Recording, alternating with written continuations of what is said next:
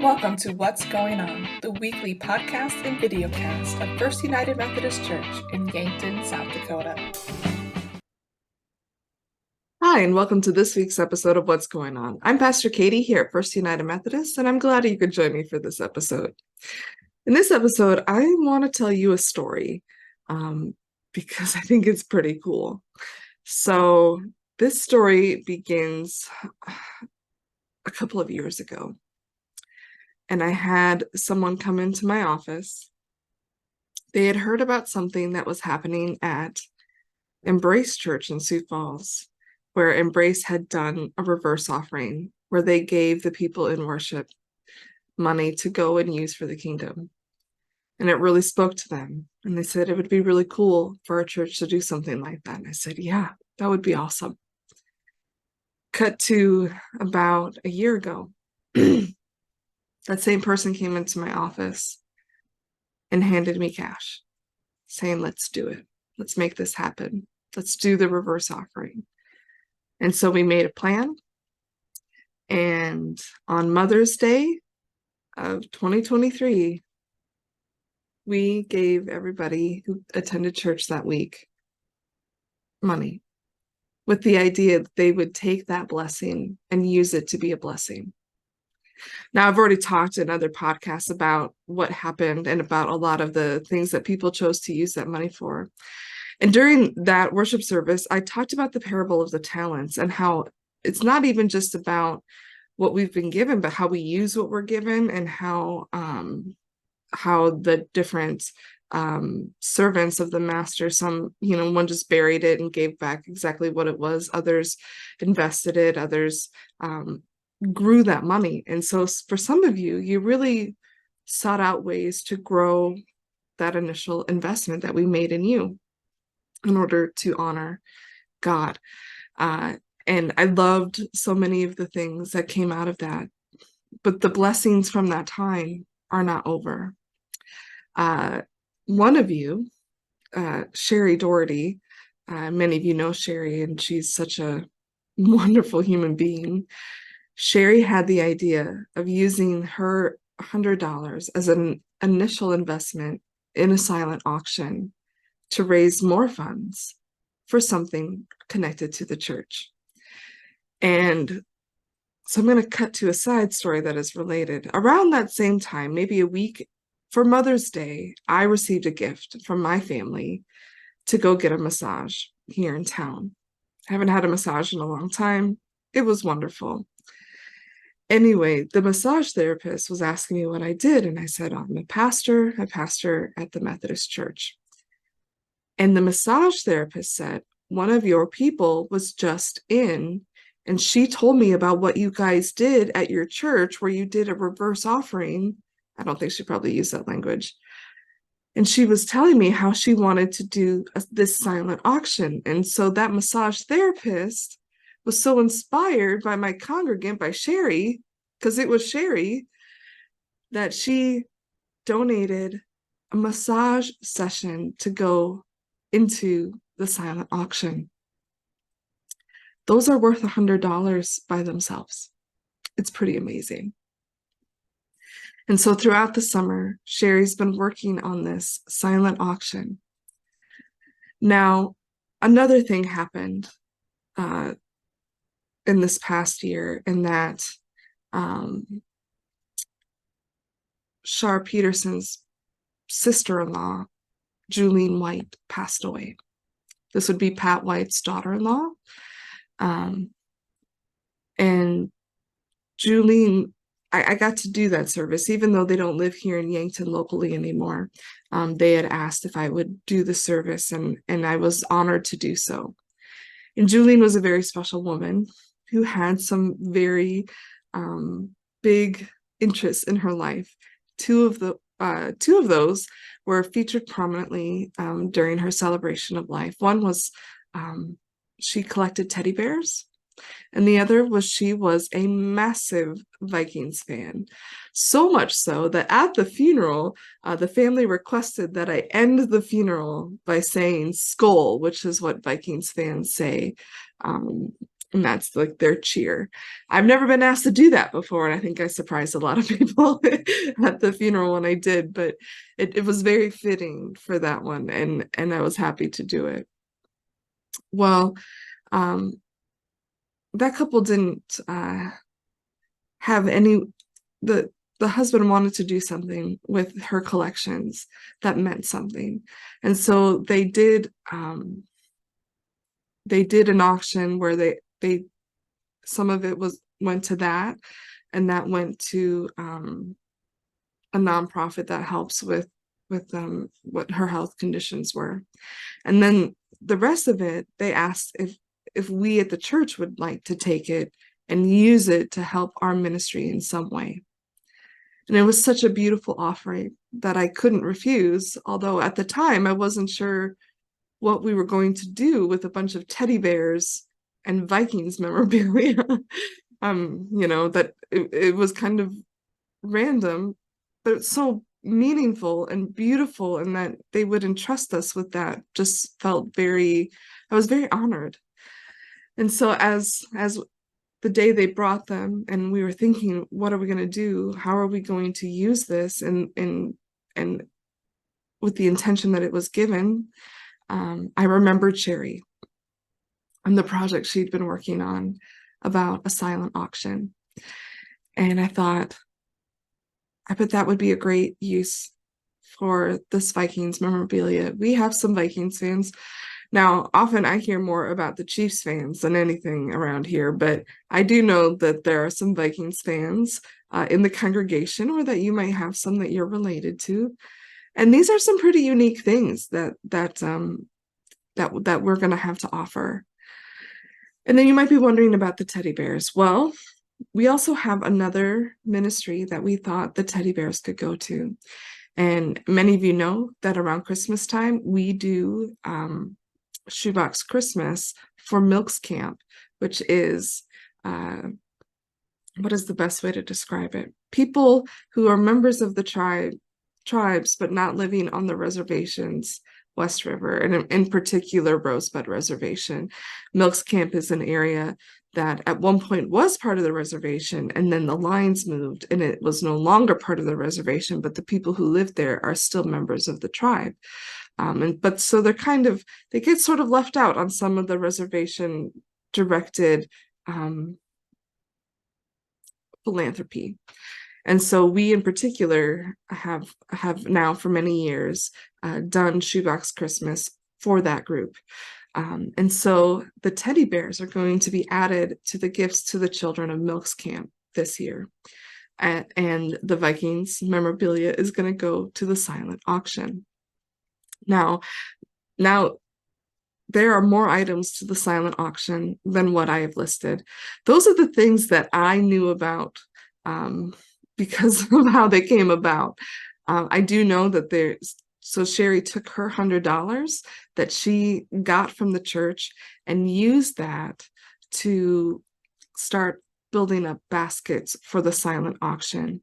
And she also, and this is the part about the story that I love so much, she kept sharing the story. She kept sharing the story of our church and its generosity, of the things that we've been doing, of the people that we care about. And people have been generous with her. Businesses have been generous with her because she shared our story. This is one of our membership vows, is to be a witness. And Sherry, in doing this work, has been an incredible witness to Christ and for our church family. And so I am excited because I don't know everything that she has up her sleeve for this silent auction, but the things that I do know about, I'm pretty excited about. And I do plan to do some Christmas shopping this Sunday after worship. Now, the final part of this story is what Sherry planned to raise the money for. Initially, as we talked, it was a general sort of mission. She hadn't decided on anything in particular, and for it to just be toward missions, and then we could use it. And then Sherry has a strong connection to Lake Ponce Camp, much like I do. We share our heart for that. And Sherry was the one who brought to our church an opportunity to give toward the new deck that is now on the retreat center at Lake Ponce. That new deck is wonderful, by the way.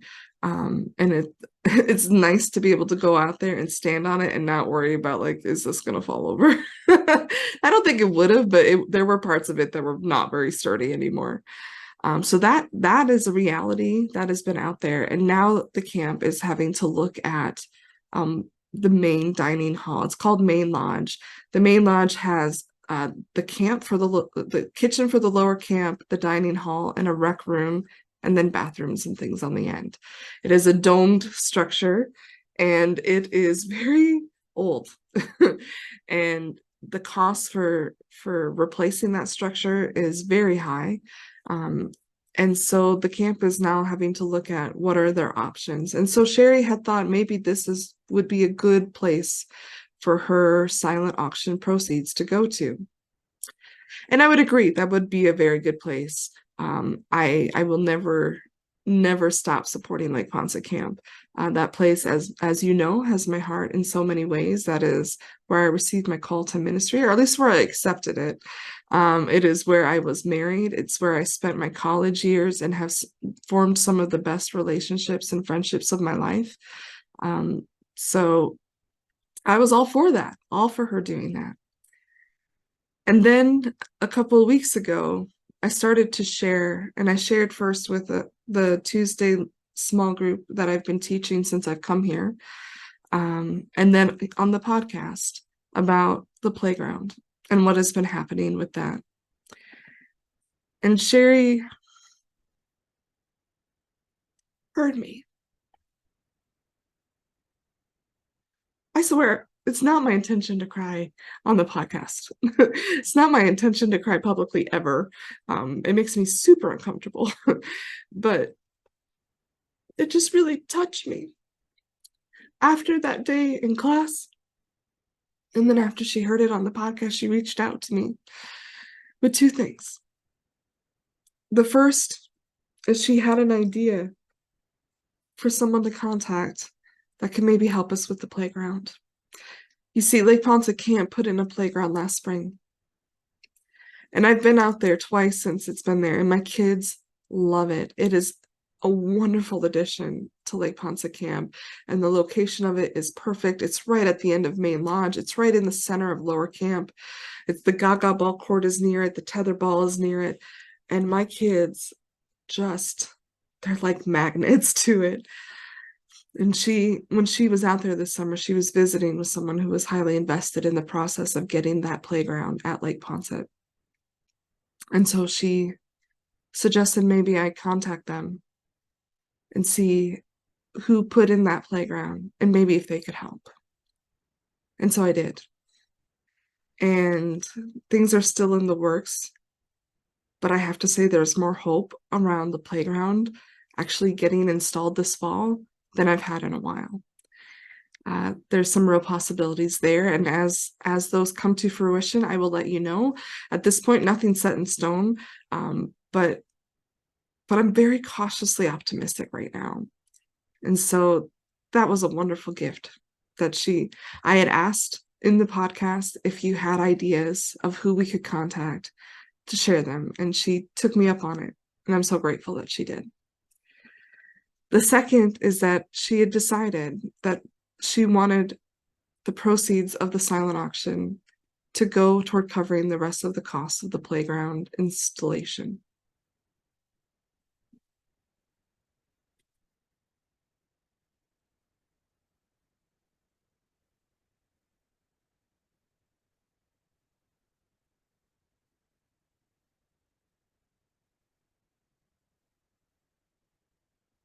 Do you ever have moments in your life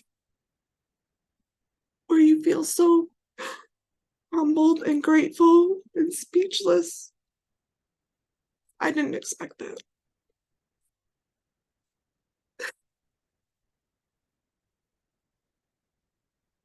This project that she's been working on is going to dovetail with the project that I care so much about.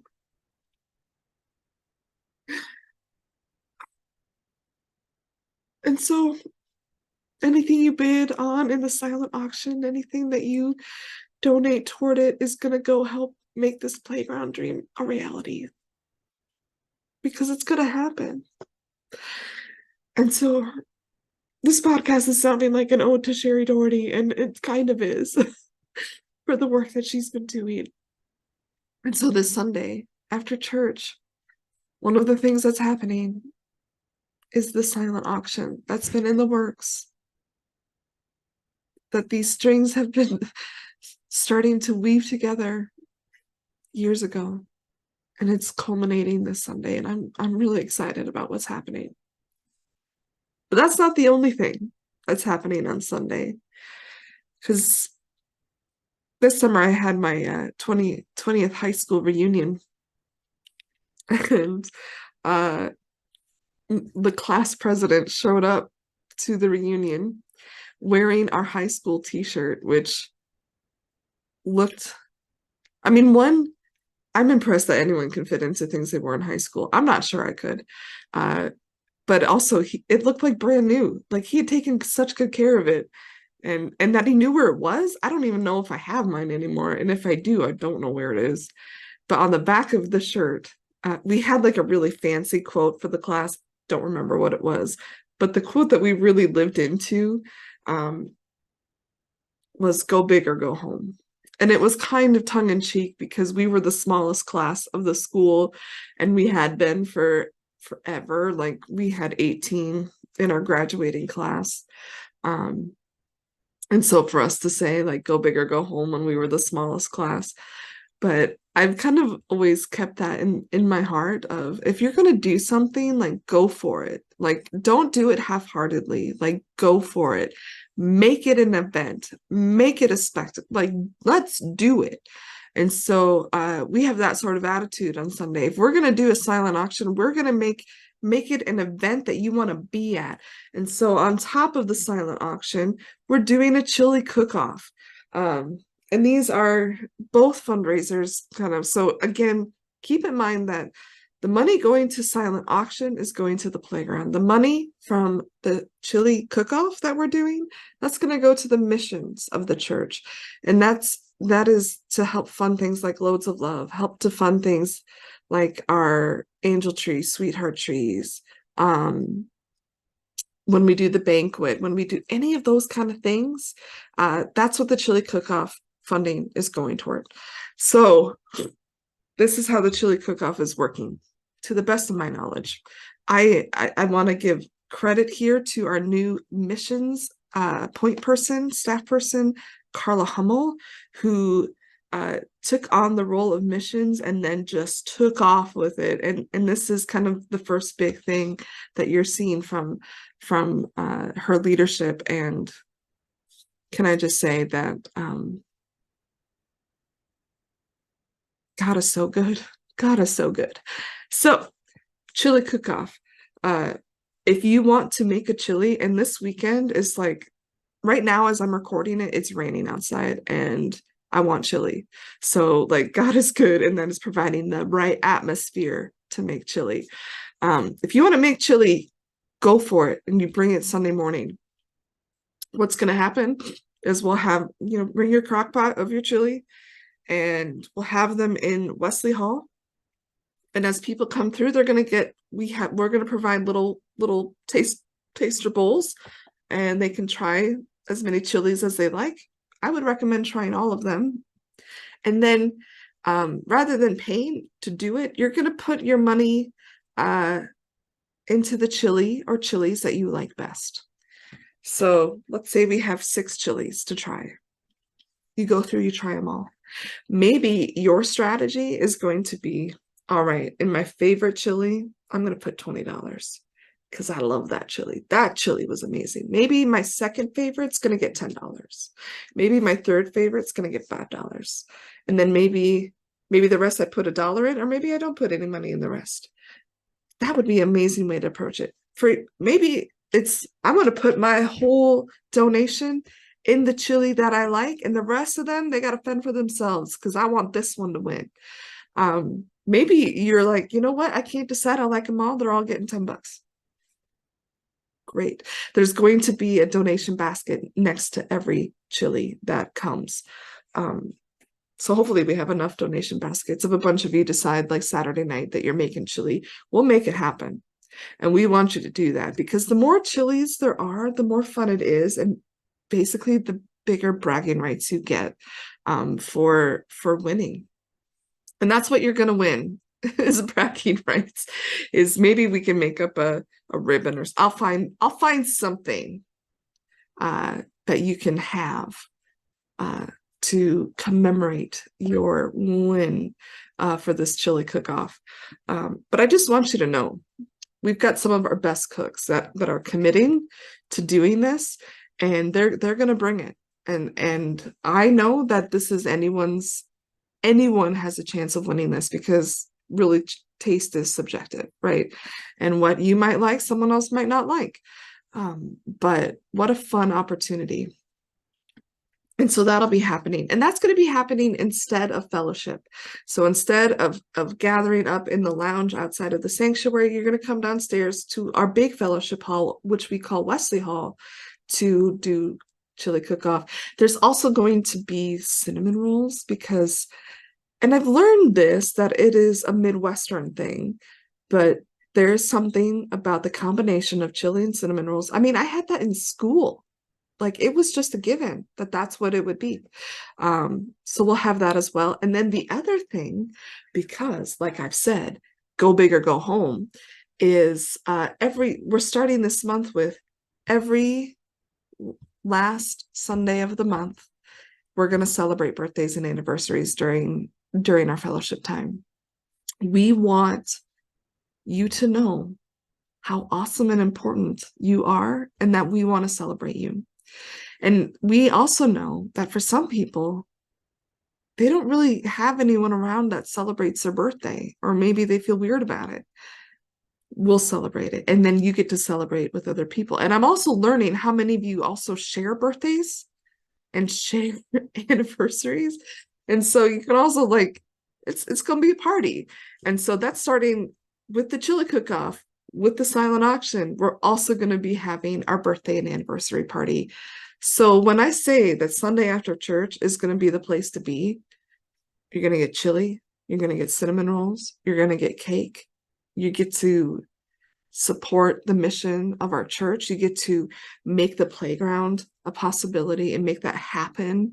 You get to maybe do some Christmas shopping or shopping for yourselves. I used to watch a show called Parks and Rec, and two of the characters used to say, "Treat yourself." If you've never watched that show, it's so good. This is the time to do it, because in buying those things, not only are you potentially doing it good for yourself or someone you love, but you're also benefiting the church. And so, yeah, Sunday's a big day. Not only that, we're going to be wrapping up our sermon series, Jesus Revealed, the I Am statements from the Gospel of John. Our final I Am statement is, I am the resurrection and the life. And then next Sunday, so October 1st, we will be moving into a new sermon series for the month of October called 5 Practices of Fruitful Congregations. We spend a lot of time this summer and into the fall on really digging in the Gospels and the words of Jesus himself, which I think is incredibly important, and we should spend a lot of time doing that. But we're going to shift gears a little bit into some more practical teaching, and especially around what does it mean for us to be the church. Even in the I Am statements, we started really beginning to understand how we are connected, how our faith is a communal faith, but also what does it mean for us to be a part of a church? What does it mean for us? And what does a healthy church look like? Bishop Robert Schnase, decades ago, wrote a book called The 5 Practices of Fruitful Congregations. I always want to say that wrong. And recently it's been updated and re-released. And so we're going to be using that for the month of October. The October 1st is also World Communion Sunday. And so that is a special giving Sunday in the United Methodist Church. And so we'll be giving you an opportunity to give there if you would like. We've got something really special up our sleeves for World Communion Sunday. I'm working with Carol Becker, and so you know that it's going to be awesome. So you're definitely not going to want to miss that day of worship. I do want to mention that next week, the last week of September, Tiffany and I are going to be out of the office from Tuesday afternoon through the end of the week. I'll be back for worship, but we'll be heading to Kansas City for Leadership Institute. This is something we've done every year now, like for 3 years. So I don't know, can we call that a tradition? I don't know. But it is a continuing learning opportunity for both of us, and we've found it to be very beneficial. I've come back from those incredibly inspired and connected, and so we are going to be doing that. There will still be 6 of 5, there will still be confirmation. Those things are still happening, just without us, which is great. One of the marks, I think, of a good leader is that you can step out and everybody knows what they're supposed to be doing and can handle it, right? And so this will be a good test to see how well our leadership is working in the life of the church. But just to keep you aware, if you have any needs, please call the office, and they can get a hold of us, or if they can cover it locally, they will. So that is happening. Also, October 1st, we'll begin the Christianity 101 class Sunday mornings at 8:30. That's going to happen in Wesley Hall. I like to be downstairs in the mornings. So we're going to meet in there. Again, this is an opportunity for you to like brush up on the basics of theology and maybe things that you haven't thought about in a while or ever. And also just an opportunity that if you want to be a part of a study, if you were like, I don't know what to study, this is a great like introduction. This is going to be the same types of things that our confirmation students are learning. So it's the kind of foundational things. So whether you have been a Christian for 5 minutes or 50 years, I think there's something useful there. And it's also a great time to bring your questions, because I will be happy to do my best to answer them or address them as much as I can. So come check it out. That's going to start October 1st. There's not homework to it. It's just you come every week. There'll be a topic, and we'll talk about theology and church history and hard, good and hard things. And I'm gonna make you think, and hopefully it'll also touch your heart. So, yeah, good things are happening. Good things are happening. Wednesday nights, I tell you what, I told someone last night, I'm recording this on Thursday morning. I told someone last night at our 6:05 during the mealtime, which it was my favorite meal that Carol does, chicken tater tot hot dish. It's delightful. And I was so excited. But I said, this is one of the highlights of my week, is to see all of these kids here and to feel the energy and to just get to be a part of it. And I go from that to teaching confirmation, and I just love it. I love it. Wednesday nights are one of my favorite times in the week. And so if you've not experienced that, come experience it. If you have no other reason to come, then you can come help serve or come help wipe tables or something. They would love to have people who can do that, but it gives you an excuse to just come be a witness to the life that's happening, because I don't want you to miss out on it, because it's pretty incredible. It is. So with that, I think that's plenty. The big thing is you don't want to miss Sunday. Make every effort to be here and be ready to be generous, because there's a lot happening. There are really good things to give toward, and we're going to make it as great of an experience as we possibly can for all of you. So come, invite your friends, invite your neighbors, invite your cousins, nieces, best friend, whoever. This is a time for everybody. And so I hope to see you Sunday. And if not, see you soon. God bless. Thank you for listening to this episode of What's Going On. We'd love to have you join us for worship here at the church on Sundays at 10 a.m. You can also find us online via our website at firstumcyankton.org or search for us on YouTube.